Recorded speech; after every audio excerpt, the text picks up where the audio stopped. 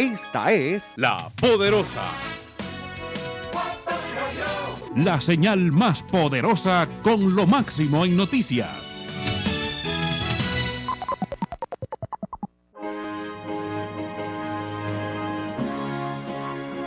La oposición es la suerte que le toca a todos aquellos a quienes emplea Dios para que prediquen verdades aplicables, especialmente a su época. Había una verdad presente o de actualidad en los días de Lutero, una verdad que en aquel tiempo revestía especial importancia. Y así hay ahora una verdad de actualidad para la iglesia en nuestros días. Porque el Señor es el Espíritu. A continuación, el programa Restaurando la Verdad Presente. Muy buenos días, mis queridos hermanos, y bienvenidos a su programa radial, Restaurando la Verdad Presente. Les habla para ustedes en esta mañana Jeffrey Mercado y me acompaña mi esposa Minerva Vázquez. Que el Señor les bendiga. Amén. Vamos a tener un tema hoy de dos partes. Vamos a estar dando la primera parte en esta mañana y vamos a estar continuando el próximo domingo. Así que le pedimos que pongan mucha atención. Quiero hacer un breve anuncio. Les dejo saber que el bautismo que teníamos pautado para el 29 de julio lo cambiamos para el 5 de agosto. El bautismo va a ser el 5 de agosto. Entonces, antes de pasar al tema de esta mañana, vamos a pasar al trono de la gracia con Minerva y entonces estaremos entrando en tema. Oramos. Bendito Dios y Padre eterno, que su morada es en el lugar santísimo del santuario celestial. Alabamos y glorificamos su nombre en esta hora, oh Padre Santo. Sí, Padre. Padre, le damos gracias por su inmenso amor, por su amor y su misericordia, Señor. Le damos gracias por este hermoso día que nos regala, Padre. Sí, Padre. Le damos gracias porque nos trajo con bien también hasta este lugar, Señor. Amén. Le pedimos una bendición por cada radio oyente, Amén. por cada hermano también que nos escucha a través de internet. Sí, Padre. Le pedimos que seas con ellos, Padre. Amén. Que tú lo toques de una manera muy especial y que ellos puedan entender tu palabra, Padre. Amén. Que puedan entender el programa que tenemos preparado para ellos, Señor. Te pedimos que nos unja con su espíritu, Señor. Amén. Y que todo lo que se dé aquí sea para su honra y su gloria solamente, Señor. Amén. Gracias le damos por todas las bendiciones que derrama sobre nosotros. Sí, Perdona Padre. nuestras faltas y nuestros pecados también, Señor. Que nada impida tener una estrecha comunión con usted, Señor. Amén. Todas estas bendiciones se las pedimos no porque haya méritos en nosotros, sino por los méritos de su Hijo amado, Cristo Jesús, quien está intercediendo por cada uno de nosotros en el santuario celestial. Amén. A Él damos la gloria y la honra. En el nombre de Jesús. Amén. Amén. Gracias, Padre. Bien, mis queridos hermanos, el tema en esta mañana lleva por título La carreta nueva de la muerte. Y recuerden, esto es solo la primera parte. Estará este programa continuando el próximo domingo.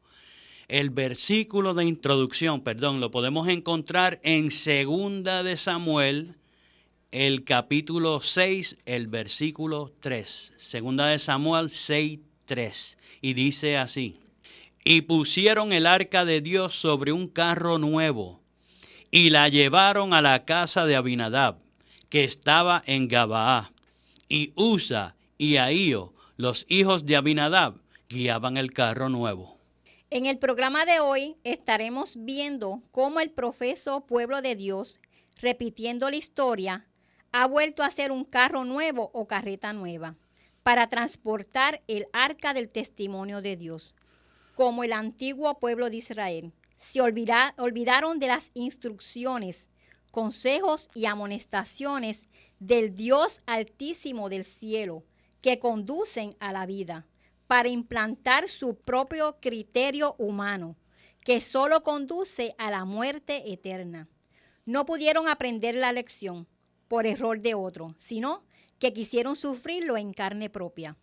Bien, mis queridos hermanos, antes de repasar lo que sucedió con Usa, veamos algunas de las instrucciones que Dios había dado acerca de quién y cómo se supone que se transportara el arca del pacto. Escuchen lo que presenta Números capítulo 4, versículos 4 al 6. Números 4, 4 al 6.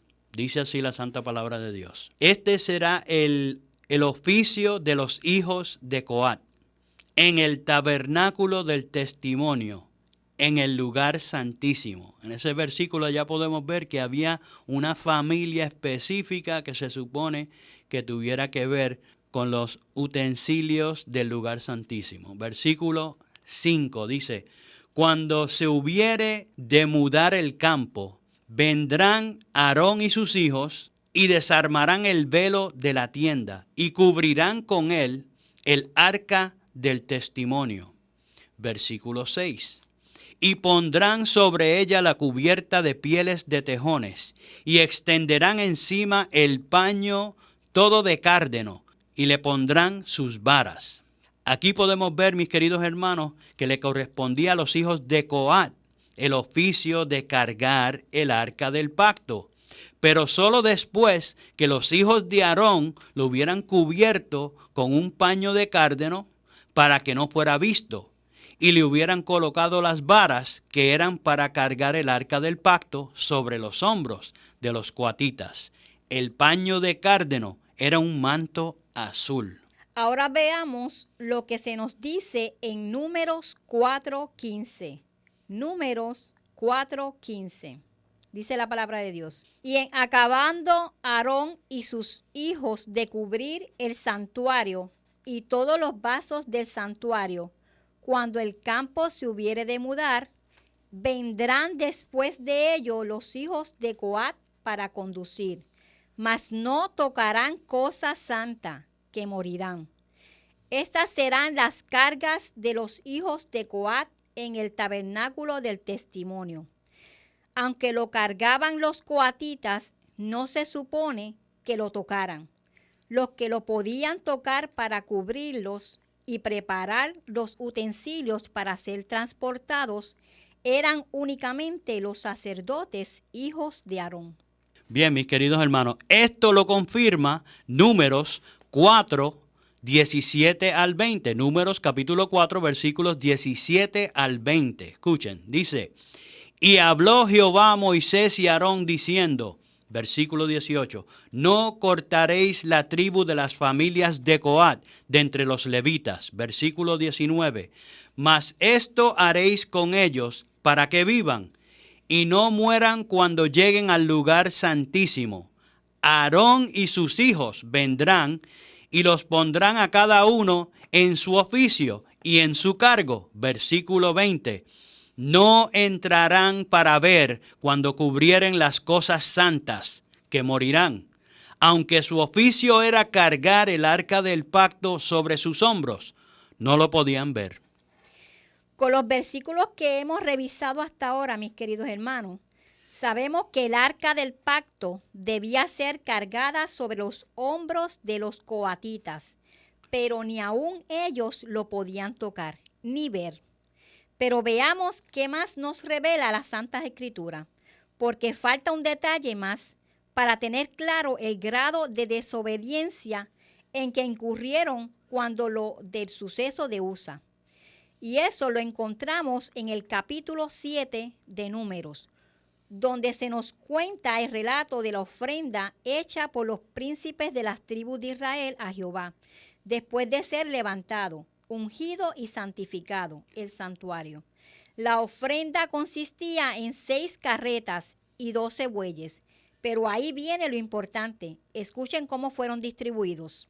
En Números 7, versículos 4 al 9, dice: y Jehová habló a Moisés diciendo, versículo 5, tómalo de ellos y será para el servicio del tabernáculo del testimonio, y lo darás a los levitas, a cada uno conforme a su ministerio.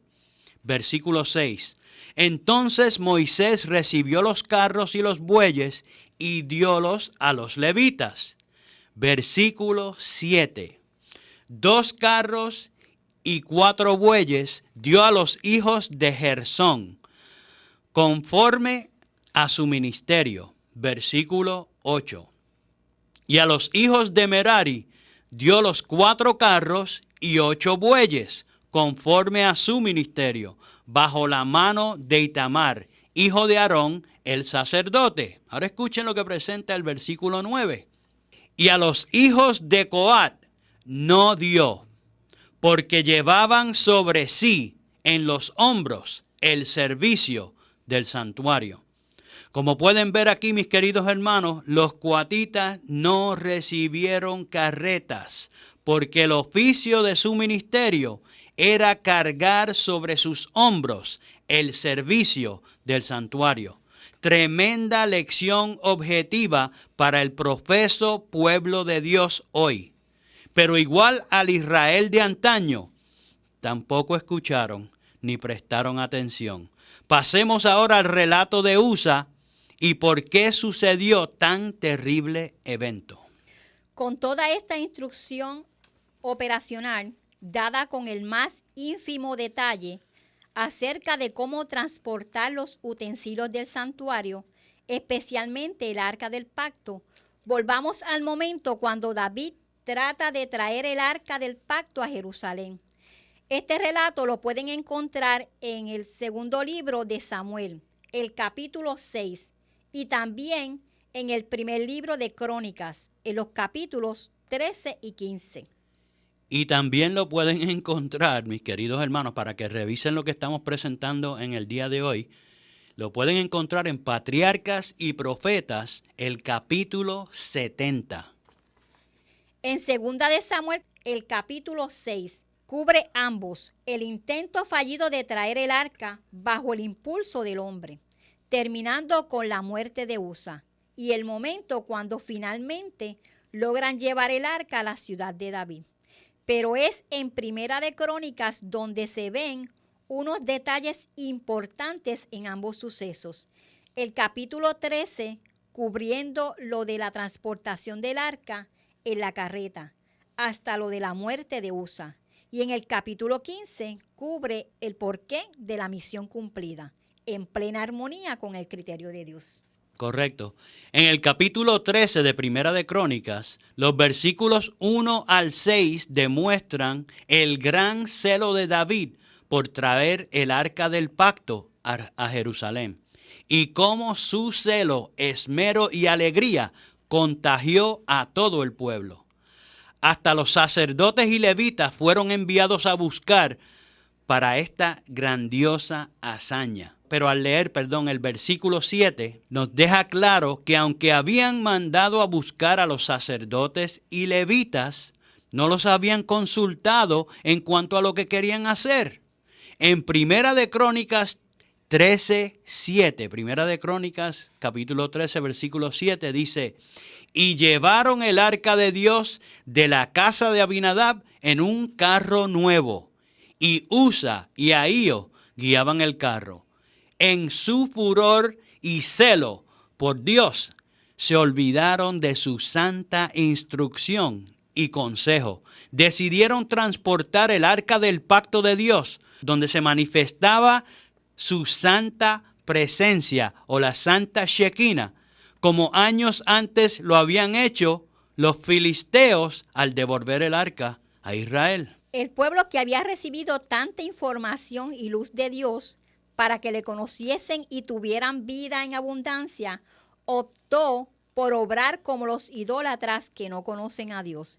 De esta manera, poniendo el arca sobre una carreta, en vez de sobre los hombros de los del pueblo de Dios, que Dios mismo había designado para este solemne y sagrado oficio. En su celo y alegría, habían olvidado las palabras mencionadas por el profeta Samuel en los días de Saúl, registradas en Primera de Samuel 15:22. Primera de Samuel 15:22, donde dice: se complace Jehová tanto en los holocaustos y víctimas como en que se obedezca a las palabras de Jehová. Ciertamente el obedecer es mejor que los sacrificios y el prestar atención que la grosura de los carneros. Continuó la procesión en su alegre algarabía, hasta que Usa estrechó su mano para estabilizar el arca que se sacudía. La celebración cesó, pues Dios no podía aceptar su servicio mientras ponían a un lado sus santas instrucciones. Al hacerlo de esa manera, aunque fuera de corazón voluntario y alegre, deshonraban a Dios al no cumplir sus mandatos explícitos. Y esto es una lección muy importante para el profeso pueblo de Dios hoy. Usa murió por contrariar la voluntad expresa de Dios, por echar su santa palabra por tierra.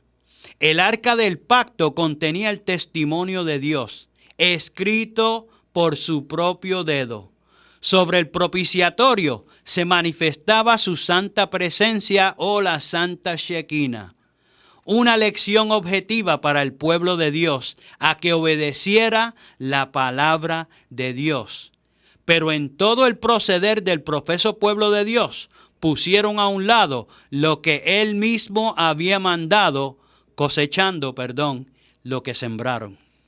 En el capítulo 15 de Primera de Crónicas, David aprendió la lección y trató nuevamente de traer el arca, pero en esta ocasión siendo muy cuidadoso de implementar el criterio divino en cuanto a cómo transportar el arca del testimonio de Dios. Y en esta ocasión lograron su objetivo trayendo el arca del pacto hasta Jerusalén. En Primera de Crónicas 15:2, Primera de Crónicas 15:2 nos dice: entonces dijo David, el arca de Dios no debe ser llevada sino por los levitas, porque a ellos ha elegido Jehová, para que lleven el arca de Jehová y les sirvan perpetuamente. También, mis queridos hermanos, en Primera de Crónicas, capítulo 15, versículos 11 al 13. Primer libro de Crónicas, capítulo 15, versículos 11 al 13, dice: y llamó David a los sacerdotes Sadoc y Abiatar, y a los levitas Uriel, Asaías, Joel, Semaías, Eliel y Aminadab. Versículo 12. Y les dijo: vosotros que sois los principales padres de las familias de los levitas, santificaos, vosotros y vuestros hermanos, y pasad el arca de Dios, de Jehová Dios, de Israel, al lugar que le fue preparado, o que le he preparado, Versículo 13. Pues por no haberlo hecho así vosotros la primera vez, Jehová nuestro Dios nos quebrantó, por cuanto no le buscamos según su ordenanza. Termina el versículo. Lo que nos deja saber que fue en el capítulo 15 donde las cosas se hicieron como Dios manda. Y menciono esto, pues hoy día muchos cristianos, para justificar la música estridente y mundana en sus templos, citan a Primera de Crónicas 13:8, sin entender que lo que se estaba haciendo allí era bajo el impulso y criterio del hombre, no de Dios. Y 2 versículos después está el relato de la muerte de Usa. Es interesante notar que en Primera de Crónicas 13:8 hay una lista de los instrumentos que usaron en la procesión de humano criterio. Cuando buscamos en Primera de Crónicas 15:28, notamos que después de haber recibido la instrucción dada a los sacerdotes y levitas, hasta la lista de los instrumentos en la procesión fue alterada para excluir los tamboriles, pues ese instrumento no se usaba en el templo, en la presencia de Dios. Ahora bien, mis queridos hermanos, volvamos al presente y veamos lo que ha sido hecho. Al principio del siglo XX, en el 1902, para ser un poquito más exacto, se dio entre los adventistas del séptimo día lo que se conoce como la apostasía alfa. El doctor John Harvey Kellogg, un inventor brillante y médico nutricionista, uno de los más famosos hombres en la historia de la Iglesia Adventista del Séptimo Día, introdujo en su libro The Living Temple, o en español, El Templo Viviente, la doctrina de la Trinidad bajo un matiz panteísta. Para ese tiempo, Elena White escribió lo siguiente, y quiero que pongan mucha atención a esta cita, que la pueden encontrar en Mensajes Selectos, tomo 1, en la página 238, párrafo 3 y la 239. Dice así la cita: el enemigo de las almas ha procurado introducir la suposición de que había de realizarse una gran reforma entre los adventistas del séptimo día, y que esa reforma consistiría en renunciar a las doctrinas que están en pie como columnas de nuestra fe, y que había de comenzar. Bueno, me detengo ahí porque tengo que mencionar algo. Si usted pone atención a la cita, está hablando al mencionar renunciar a las doctrinas, ella está hablando acerca de un cambio doctrinal. El único cambio doctrinal que se ha hecho después de que esto sucedió fue cuando se cambió para aceptar la doctrina trinitaria. Continúo con la cita. Y que esa reforma consistiría en renunciar a las doctrinas que están en pie como las columnas de nuestra fe, y que había de comenzar un proceso de reorganización. Si se efectuara esta reforma, ¿qué resultaría? Los principios de verdad que Dios en su sabiduría ha dado a la iglesia remanente serían descartados. Sería cambiada nuestra religión. Los principios fundamentales que han sostenido la obra durante los últimos 50 años serían considerados como error. Se establecería una nueva organización. Aquí, mis queridos hermanos, está la carreta nueva de la muerte. Termina la cita diciendo: se escribirían libros de una nueva orientación. Como les dije, esa cita la pueden encontrar en Mensajes Selectos, tomo 1, página 238, párrafo 3 y la página 239. Esta nueva organización o la nueva carreta sería utilizada para conducir a la muerte, pues su cambio doctrinal, el único que ha habido en esta nueva organización, ha sido el de la Trinidad. La doctrina que atenta contra la personalidad de Dios, la cual se manifestaba sobre el arca del pacto, el símbolo de la presencia de Dios. Ahora, en cuanto a la de los libros de una nueva orientación, noten la siguiente cita. Esa cita la van a encontrar en Testimonios para los Ministros, página 462. Testimonios para los Ministros, página 462, y dice: si colocáis vuestras manos en la obra de publicaciones, ese gran instrumento de Dios, para poner vuestro molde e inscripción sobre ella, descubriréis que es peligroso para vuestras propias almas y desastroso para la obra de Dios. Será un pecado tan grande a la vista de Dios como lo fue el de Usa, cuando extendió su mano para sostener el arca. Vuelvo y repito, esa cita la encuentran en Testimonios para los Ministros, página 462. Esto ha tenido un cumplimiento al pie de la letra, pues no solo han tenido la osadía de cambiar libros de los pioneros, como el libro de Urias Smith, Daniel y Apocalipsis, eliminando en la década del 40 todo el contenido no trinitario del mismo, sino que han publicado libros promoviendo la Trinidad. Ahora noten, mis queridos hermanos, Usa en hebreo quiere decir fuerza. En el relato bíblico, al David intentar traer el arca del pacto a Jerusalén, se consultaron a los hombres y por la fuerza humana se intentó traer el arca, con la consecuencia de la muerte de Usa. Escuchen ahora esta siguiente cita. Esta siguiente cita la puede encontrar también en Testimonios para los Ministros, página 347 a la 348. Dice la cita así: el Señor no ha puesto a ninguno de sus instrumentos humanos bajo el dictado y el control de aquellos que son ellos mismos mortales, sujetos a error. Pero en Battle Creek O sea, esto era la conferencia general en aquel entonces. Ponga la cita para el tiempo de hoy. Se ejerce un poder, recuerde que poder también se puede traducir como usa. Se ejerce un poder que Dios no ha dado, y Él juzgará a los que se arroguen esta autoridad. Ellos tienen algo del mismo espíritu que indujo a Usa a poner su mano sobre el arca para sostenerla.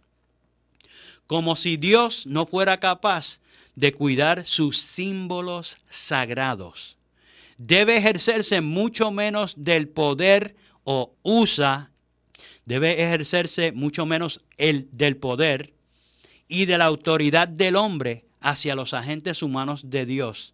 Hermanos, permitid que Dios gobierne. Testimonios para los ministros, página 347 y 348. Al igual que en antaño, la corporación Omega toma el lugar de Dios para reinar sobre los suyos.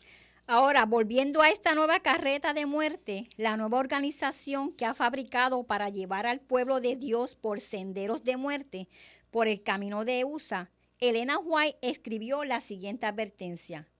Y esa cita la vamos a encontrar en Joyas de los Testimonios, tomo 2, página 363, párrafo 2.